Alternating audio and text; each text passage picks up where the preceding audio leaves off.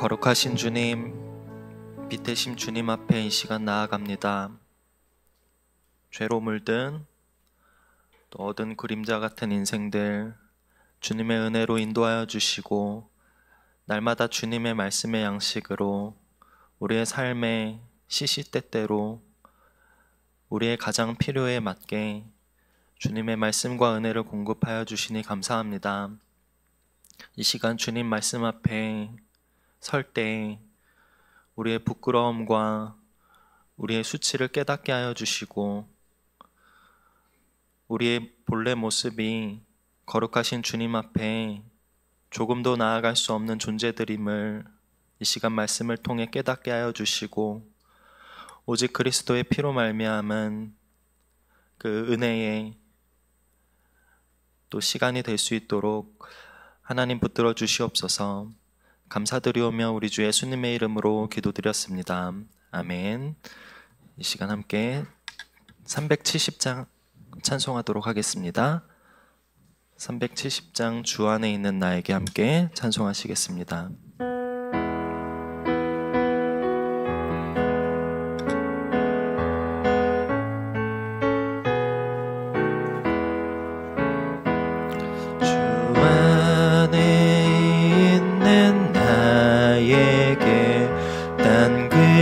근심이 있으랴 십자가 밑에 나아가 내 짐을 풀었네. 주님을 찬송하면서 할렐루야 할렐루야. 앞길 멀고 험한 나 주님만 따라가리. 그 두려움이 변하여 내 기도 되었고 전날의 한숨 변하여 내 노래 되었네. 주님을 찬송하면서 할렐루야 할렐루야. 내 앞길 멀고 험해도 나 주님만 따라가리. 내 주는 자비하셔서 늘 함께 계시고 내 궁핍함을 아시고 늘 채워주시네.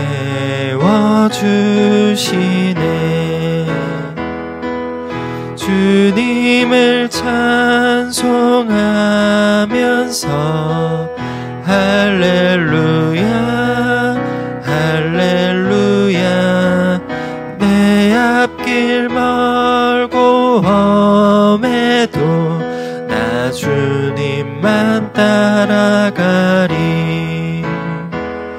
내 주와 맺은 언약은 영불변하시니 그 날아가기까지는 늘 보호하시네. 주님을 찬송하면서 할렐루야 할렐루야. 내 앞길 멀고 험해도 나 주님만 따라가리. 아멘. 오늘 함께 나눌 하나님의 말씀은 에스겔서 16장 53절에서부터 63절까지 말씀입니다. 에스겔서 16장 53절에서부터 63절까지 말씀입니다. 제가 가진 성경책 구약 1173면에 있습니다. 함께 한 절씩 읽고 마지막 절은 함께 읽겠습니다. 제가 먼저 읽겠습니다.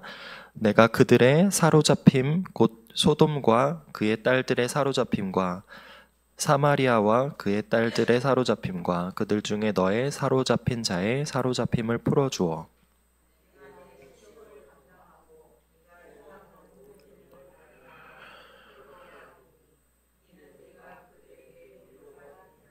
내 아우 소돔과 그의 딸들이 옛 지위를 회복할 것이요 사마리아와 그의 딸들도 그의 옛 지위를 회복할 것이며 너와 내 딸들도 너희 옛 지위를 회복할 것이니라.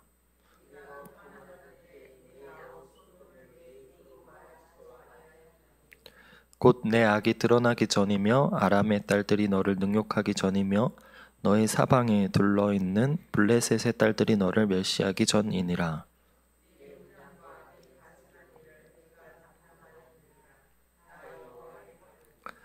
나 주 여호와가 이같이 말하노라. 내가 맹세를 멸시하여 언약을 배반하였은즉 내가 내 행한 대로 내게 행하리라.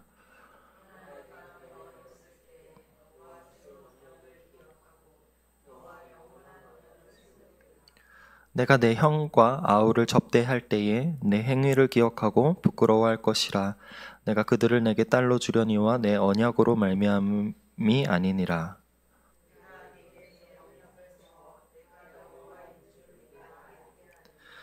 이는 내가 내 모든 행한 일을 용서한 후에 내가 함께 읽겠습니다. 기억하고 놀라고 부끄러워서 다시는 입을 열지 못하게 하려 함이니라. 주 여호와의 말씀이니라. 아멘. 이스라엘은 본래 보잘것없었습니다. 16장 36절에 보았듯이 이스라엘이 죄를 지었습니다. 누추한 것을 쏟으며 정든 자와 행음했고 자녀의 피를 우상에게 드렸습니다. 누추한 것을 쏟았다는 것은 돈을 쫓았다는 것을 의미하고 자녀의 피를 우상에게 드렸다는 것은 성공 우상을 위해 자식들을 희생시켰다는 것과 같습니다. 이단이 운영하는 학교라고 해도 대학 진학률만 높으면 보낼 수 있다. 이런 것과 같습니다. 죄를 지어서 자신을 망치는 데에 돈을 냅니다. 자신을 유익하게 할 뿐만 아니라 자신을 망치는 일에 돈을 쓰고 하나님께 속한 자녀들을 우상을 위해 죽인 것이 예루살렘의 죄입니다. 자녀는 어떤 존재입니까? 하나님을 위한 자녀들입니다. 자식들은 부모의 소유가 아니죠. 그러니 이들을 하나님의 뜻에 반하게 양육한다면 죄를 짓는 것이라 말씀하신 것입니다. 자녀 내세우면서 이익을 취하는 것도 죄입니다. 하나님 것이 아니라 내 것이라는 생각이 부모로 하여금 그릇된 판단을 하게 합니다. 이러한 죄가 얼마나 심각한 것인가? 소돔의 죄보다 심각하다고 말씀하셨습니다. 어느 교회에서 고등학생들을 위해서 유명 강사 섭외해서 입시 설명회 및 기도회를 했다고 들었습니다. 인본주의 사상이 교회에 들어왔다 생각했습니다. 수능 때가 오면 수능 기도회 많이 합니다. 이제 곧 수능 오죠. 예전에는 수능 기도회 찬반도 있었고 기도회의 내용을 기복주의를 넘어서 자녀들이 하나님을 더 알고 하나님의 뜻에 순종하도록 해주세요 라고 기도 내용을 바꿔야 한다며 변하기는 시작했습니다. 내 원대로 기도한다고 다 기도가 아니기에 그런 거죠. 하나님의 뜻에 맞게 기도해야 한다는 것입니다. 그런데 제가 생각할 때 더 중요한 것이 있습니다. 자녀들이 스스로 기도하는 것입니다. 자녀들이 스스로 수능을 위해 어떻게 기도해야 하는지를 부모가 적어도 19년 동안 보여주고 가르치는 것이 먼저이지 않았을까 생각하는 거죠. 자녀들에게는 학업의 우상을 우선시 선택하는 모습을 평생 보여주고 수능 앞두고 어떻게 기도하는 게 맞냐 놓고 다투고 논하는 것은 바람직하지는 않아 보입니다. 이런 것이 이스라엘의 죄악과 같은 것입니다. 그러면 소돔에 가증한 일은 무엇이 있을까요? 여러 가지 수많은 타락들이 있었지만 그중 동성애도 포함이 되어 있습니다. 왜냐하면 레위기에서 그 가증한 것에 대해서 동성애도 포함이 되기 때문에 그렇습니다. 배보름과 태평이 교만을 만나자 동성애로 이어진 것입니다. 동성애가 왜 일어납니까? 오늘날 서양의 영향을 받아 자본을 축적한 나라들에서 발견되는 현상입니다. 제가 대학교 때 방송국 동아리 학교 기간을 맡았었는데, 그때 제가 성소수자에 대해서 취재하는 그런 다큐멘터리를 제작하고 기획을 해서 그때는 성소수자, 동성애를 하는 사람들이 많지 않았어요.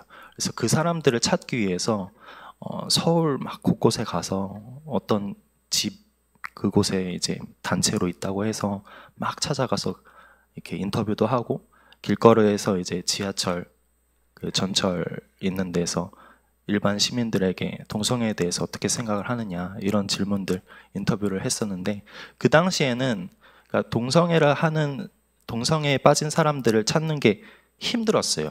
그러니까 한 사람 찾으려면 인터뷰하려면은 곳곳을 다녔어야 했었죠. 그런데 이제는 우리나라에는 굉장히 낯선 주제가 아닙니다. 익숙해졌죠. 왜냐하면은 우리나라도 자본이 많이 축적된 나라, 배부르고 교만이 쌓인 나라라는 것이 입증이 되는 거죠. 그런데 16장 말씀대로라면 이스라엘의 죄악이 소돔의 죄보다 심각하다고 말씀하십니다. 그러니까 무슨 말이죠? 그러니까 소돔의 죄악보다 이스라엘의 죄악이 더 심하다고 말씀하시는 것입니다. 그러니까 비교를 하면은 동성애의 죄보다 그 전에 말했던 자녀들을 우상에 드리는 그 죄가 더 심각하다고 이야기를 하는 거죠. 무슨 뜻일까요? 동성애와 같은 드러나는 죄가 나라를 망치게 하는 것 같지만, 그것도 분명 사실이지만, 사실 더욱 심각한 것은 내 안에 우상을 발견하지 못한 채 신앙생활하는 그리스도인들로 인해 교회가 무너진다는 것입니다. 동성애를 왜 반대하죠? 서양에서 동성애로 무너진 교회와 사회의 모습을 미리 확인해 보니 우리 자녀들이 그런 환경에서 살 수 없다, 그렇게 반대하는 거죠. 정확하고도 맞는 논리입니다. 그런데 같은 논리라면, 그리고 말씀대로라면, 자녀를 우상에 드리는 죄가 동성애는 그러니까 일부의 문제를 이야기하는 거고, 소돔의 여러 가지 수많은 타락의 실상들보다 더 심각하다고 말씀을 하시는데, 우리 안의 우상에 대해서는 우리는 어떻게 반응하고 있냐 하는 것입니다. 적어도 동성애 문제와 동일하게 반응하고 있을까요? 그렇지 못한 게 현 주소입니다. 우리 안에 사랑 없음, 희생 없음은 전혀 생각하지 않고, 그것들은 간과한 채, 그래서 49절에 보면 가난하고 궁핍한 자를 도와주지 않았다라 이야기하죠. 우리 안에 자녀를 내세우는 이기주의는 합리화하며 예배는 뒷전으로 하며 그저 타인의 죄악만 꼬집고 드러나는 것에만 목소리를 내고 있다면 생각해 볼 문제라는 것입니다. 동성애는 일부의 문제입니다. 16장의 말씀은 먼저 우리의 우상을 심각하게 점검을 해야 한다는 말씀입니다. 물론 소돔의 죄악과 예루살렘의 죄악의 뿌리는 같습니다. 그러니까 죄의 본질은 동일해요. 그러니까 같은 죄예요. 그런데 왜 예루살렘의 죄를 더 중하게 보실까요? 형과 아우를 유리하게 판단했다는 말씀처럼 오빠가 형제들 보면은 오빠가 했으니까, 언니가 했으니까 나도 한다, 이런 아니란 생각들, 그리고 더한 죄를 저질렀다는 점에서 하나님께서 예루살렘의 죄를 더 중히 다루십니다. 오늘 본문 55절을 함께 읽습니다. 내 아우 소돔과 그의 딸들이 옛 지위를 회복할 것이요 사마리아와 그의 딸들도 그의 옛 지위를 회복할 것이며 너와 내 딸들도 너의 옛 지위를 회복할 것이니라. 아멘. 지금까지 이야기했던 것이 16장 앞부분의 전체적인 이야기예요. 그러니까 죄악이 얼마나 심각한 문제인가 이스라엘에. 그런데 오늘 본문에서는 그러한 죄악 가운데서도 하나님께서 소돔과 사마리아를 회복시킬 것이며, 더한 나아가 그 심각한 중한 죄에 빠진 이스라엘조차 다시 회복시키겠다는 말씀을 해주십니다. 예루살렘은 기억해야 합니다. 자신의 과거를 기억해야 합니다. 교만하기 전에 어떻게 자신들이 부유해졌는지, 우리나라가 왜 어떻게 부유해졌는지, 어떻게 하나님의 은혜의 말씀에 이 시점까지 오게 되었는지, 우리가 국내 선교 탐방을 그런 의미에서 사실 가는 거죠. 선교사님들의 수많은 노력과 하나님의 말씀이 전해진 것들을 우리가 가서 보고 생각하고 기도하는 것들, 우리가 왜 귀해졌는지를 기억해야 합니다. 하나님께서는 큰 죄악에 빠졌더라도 기억하는 자들에게 은혜를 다시 주십니다. 어떤 은혜를 주시는가? 오늘 본문을 보면 옛 지위를 회복하는 은혜입니다. 옛 지위를 회복하는 것은 이전 상태로 돌아가는 것을 의미합니다. 어떤 이전 상태일까요? 하나님께서 처음 약속하셨던, 그리고 그리스도 안에서 반드시 성취하시겠다 말씀하셨던 언약적 관계의 상태입니다.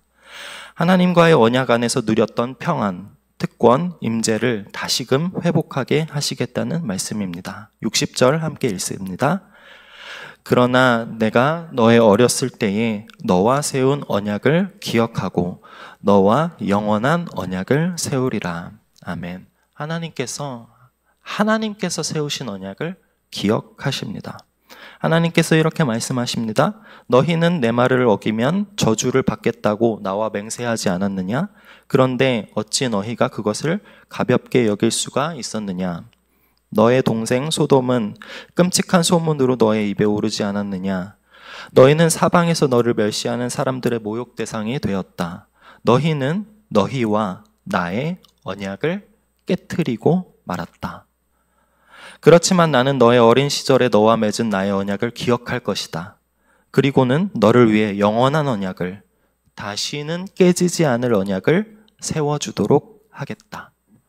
하나님께서는 그분의 언약을 신실하게 지켜가시는 분이십니다. 이스라엘의 죄악으로 인해 언약 관계가 깨어지니 이제는 더 이상은 깨어지지 않는 그리스도로 인한 새로운 언약을 제시하십니다.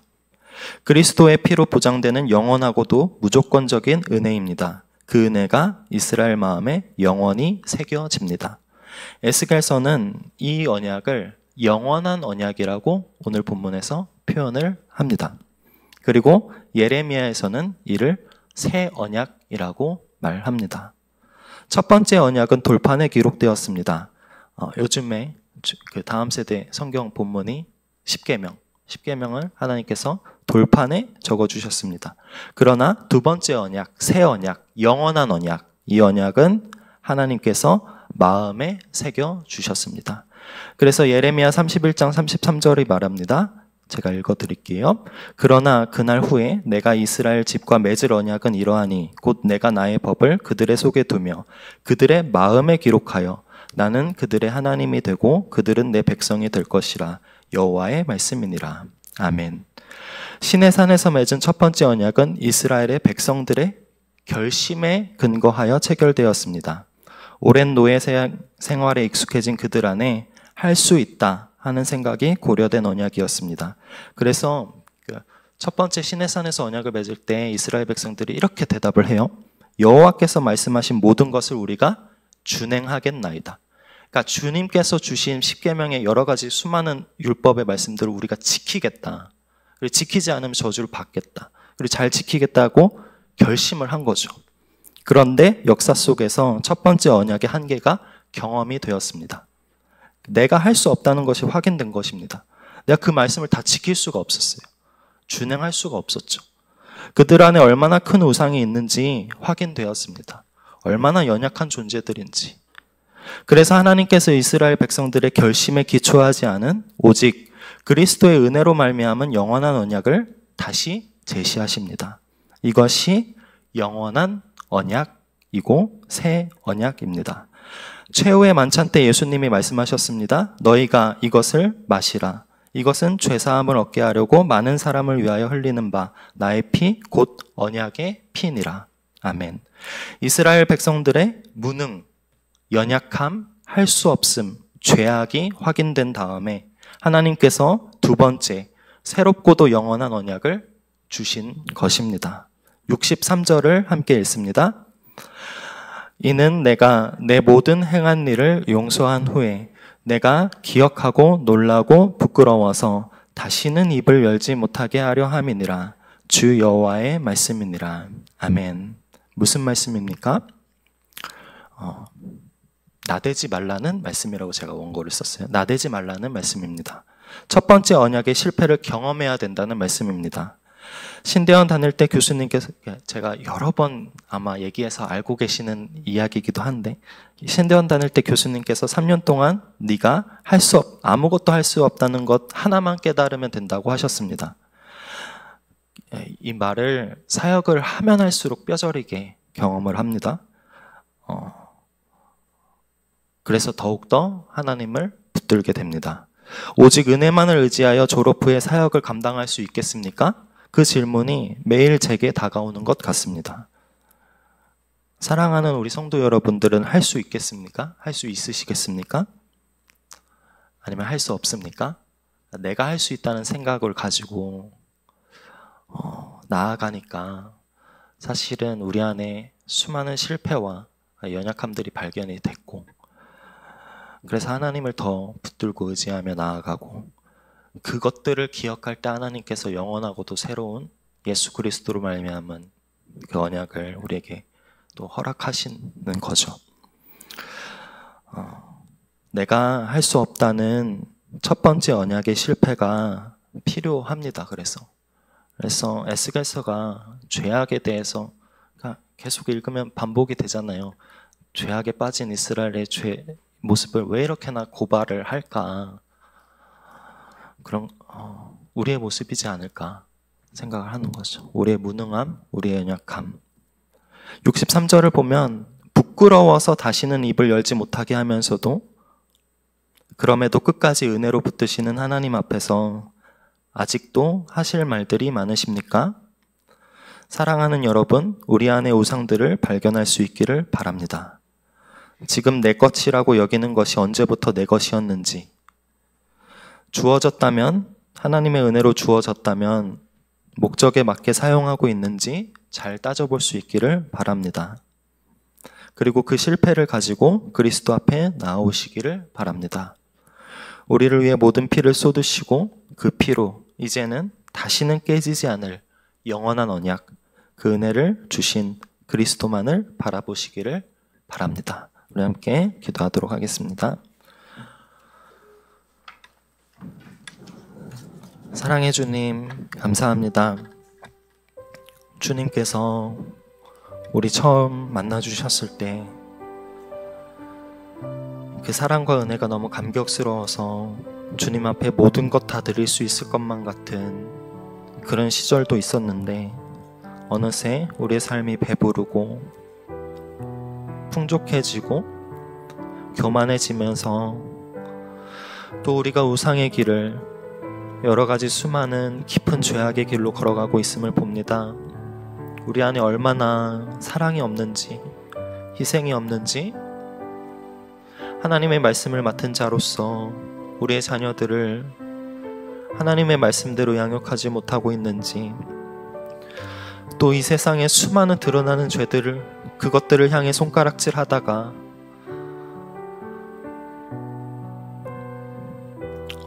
내 안에 가득해져 있는 죄악들을 바라보지 못하는지, 하나님 이 시간 주님의 말씀 앞에 겸손하게 우리를 돌아보게 하여 주시옵소서. 선줄로 생각하지 않고 날마다 주님께서 주시는 붙으시는 은혜만 붙들며 나아갈 수 있도록